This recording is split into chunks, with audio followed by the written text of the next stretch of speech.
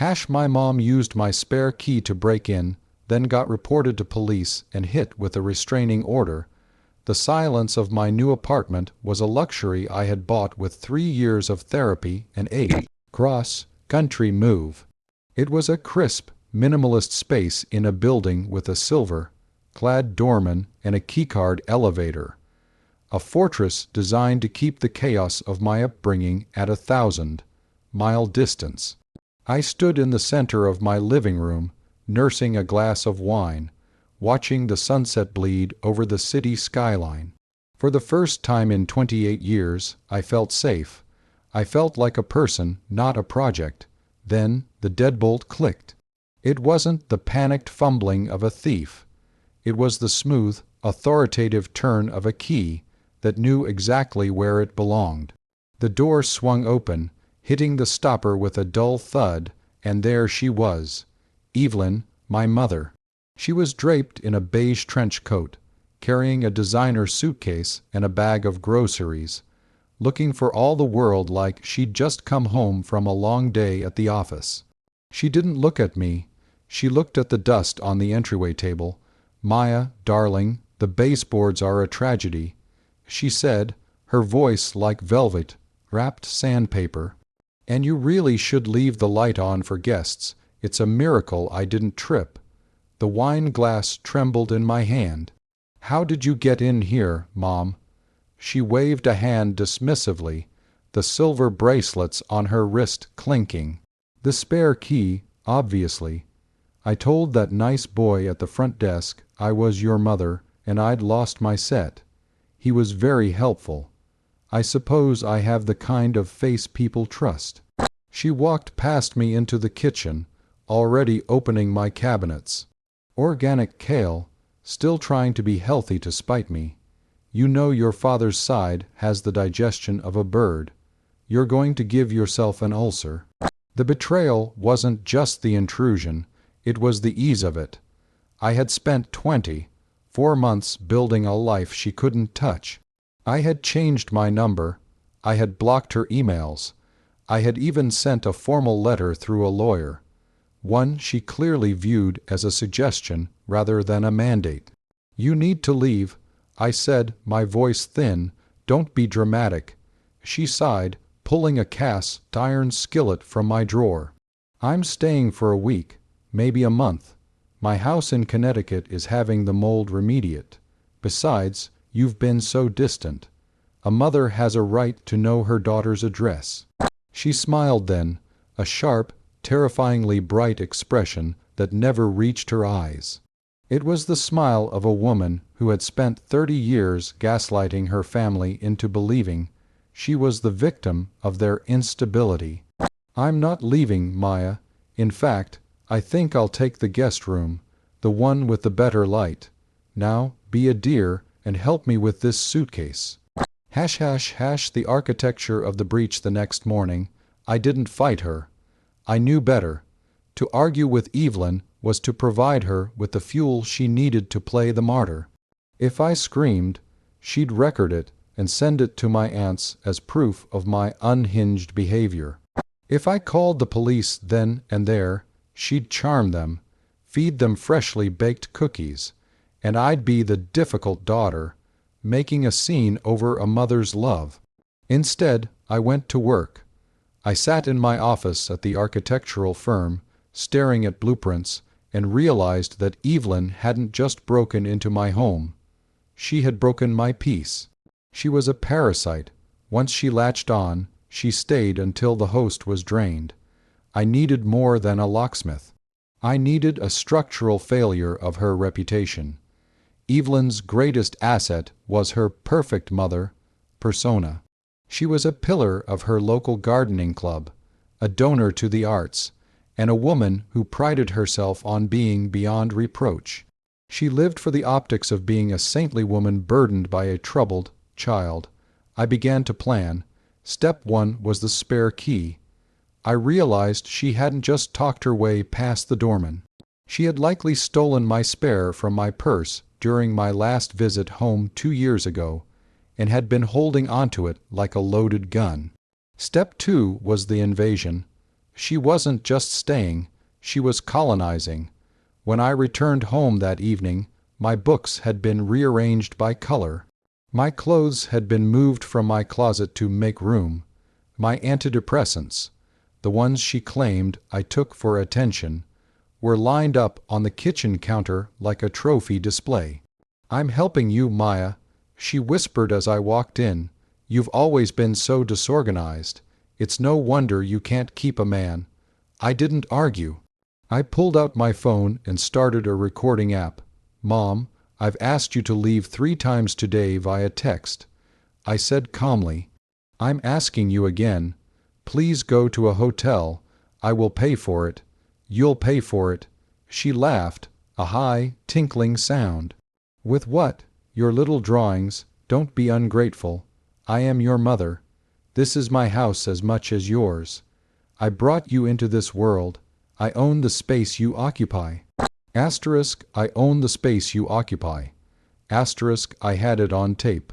Hash hash, hash the rising tension over the next 4 days. I became the perfect, submissive daughter. I let her critique my cooking. I let her tell me my hair was thinning from the stress I caused myself. I even let her invite her old college friend over for tea in asterisk, my asterisk living room. But while she was busy fixing my life, I was busy securing it. I visited a local security firm and purchased 3 nanny cams. Disguised as innocuous objects, a digital clock, a USB wall charger, and a small decorative plant. I placed them in the common areas and the kitchen. Then I went to see a lawyer, not a family lawyer, but a specialist in harassment and civil litigation. She's a guest. The lawyer, a sharp woman named Sarah, told me, in this state, if she stays for more than 2 weeks, she could claim residency. You'd have to go through a formal eviction process, which could take months. She's not a guest. I corrected. She's an intruder, and she's about to prove it. I knew Evelyn's patterns. She couldn't help herself. She had to cleanse things. She had a history of throwing away my clutter, which usually meant anything that gave me joy or independence. On Thursday, I, accidentally, left a folder on the coffee table labeled asterisk confidential, inheritance and trust documents.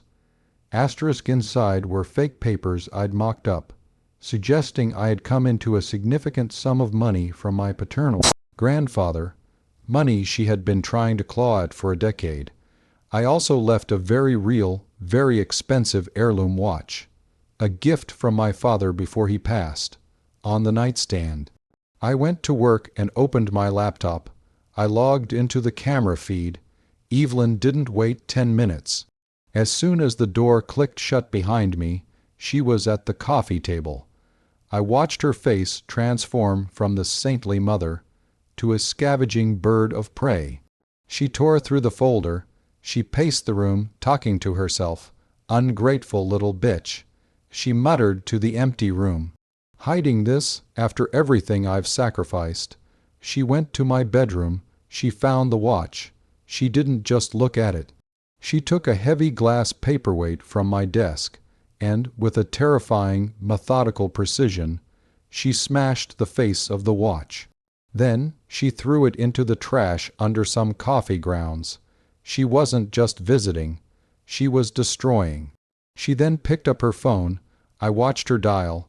"Hello, Beverly," she said, her voice instantly shifting back to the sweet, melodic tone of the martyr. "Yes, I'm at Maya's. It's worse than I thought. She's hoarding again, and she's become quite aggressive. I'm actually a bit frightened, but I can't leave her like this.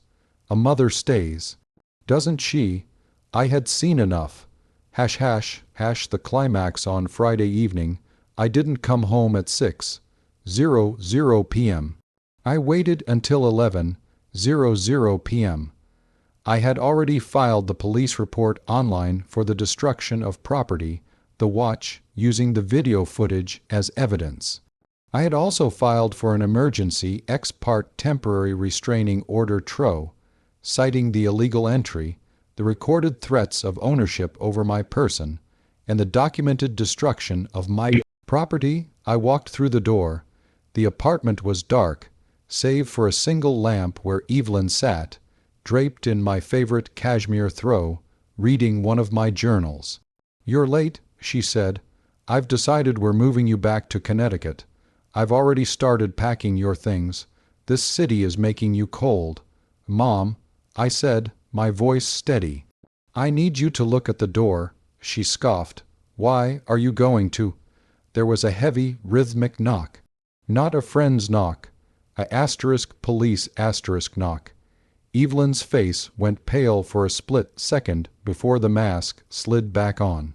"Oh, for heaven's sake, Maya. Did you forget your keys again? You're so flighty." She stood up to open the door, likely prepared to charm whoever was on the other side. Two officers stood there. They weren't smiling. Evelyn Vance. The taller officer asked, "Yes, officer, is there a problem? My daughter has been a bit overwhelmed lately. I'm just here helping her." "Ma'am, we're here to serve you with an emergency temporary restraining order," the officer said, handing her a thick packet of papers. "You are required to vacate these premises immediately." Evelyn laughed. It was a dry, hollow sound.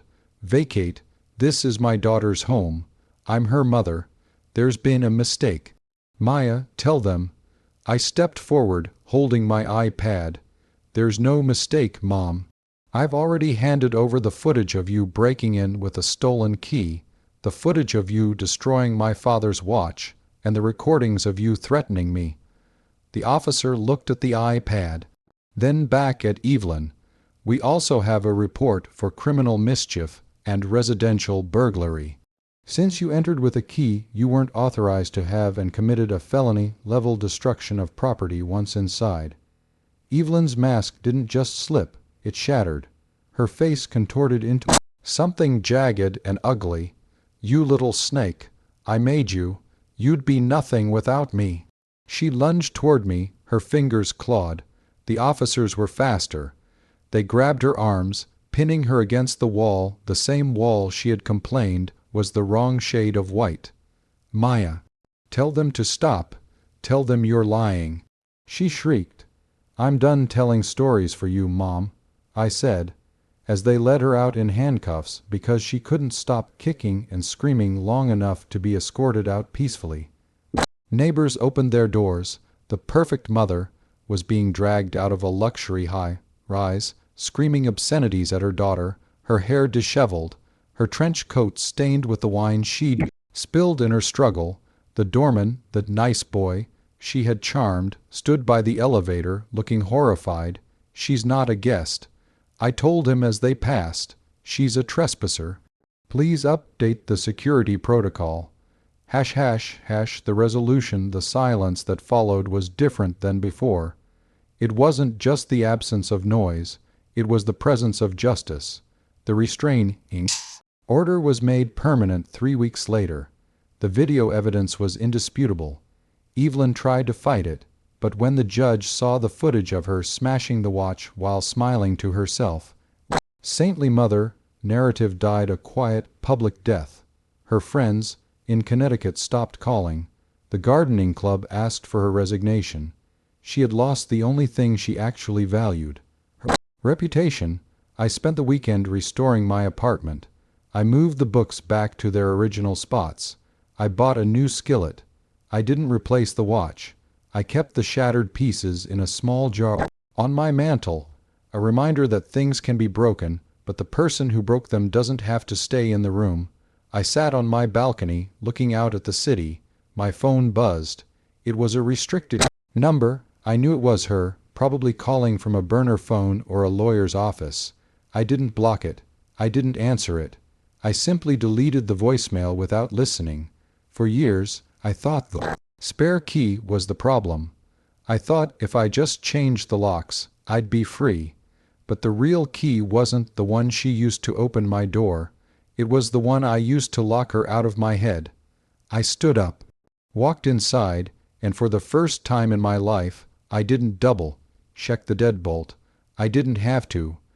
I knew that some monsters, once exposed to the light, lose their power to cross the threshold.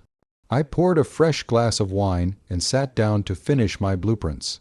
The foundation was finally solid. ***, would you like me to write a follow-up scene where Meyer encounters one of her mother's old friends and has to explain the new reality? ***.